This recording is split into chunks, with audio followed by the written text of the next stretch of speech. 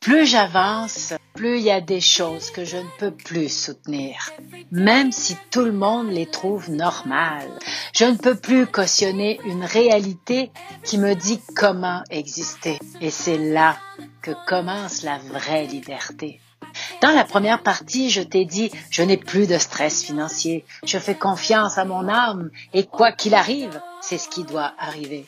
Mais ça ne veut pas dire que je ne veux plus faire d'argent. J'ai des envies, j'ai des besoins, je veux vivre des aventures, je veux être dans l'abondance, le luxe, la liberté, mais pas à n'importe quel prix. Pas en continuant à alimenter une structure qui détruit tout ce qu'elle touche. Bienvenue dans l'Odyssée de l'Ego, épisode 6, partie 2.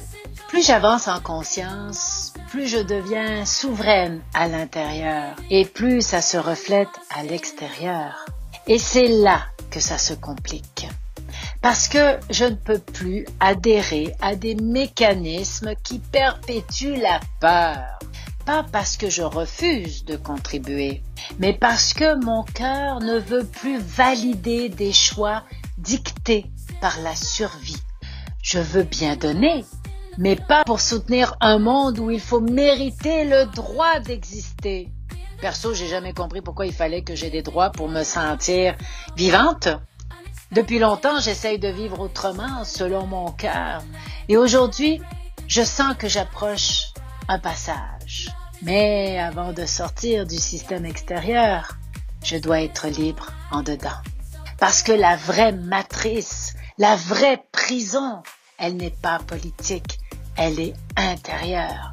Tu peux vivre dans une cabane sans compte en banque et rester enfermé si tu es encore guidé par la peur, le besoin d'être validé ou être utile à tout prix. La matrice, elle se cache dans nos rôles. La gentille fille, la bonne mère, le père solide, le coach lumineux.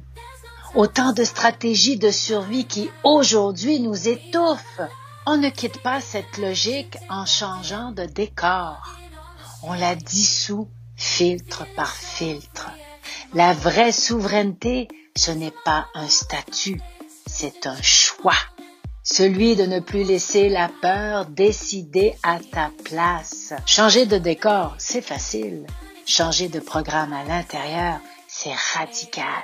Ta plus grande liberté commence le jour où tu cesses de valider ce qui n'a plus de sens.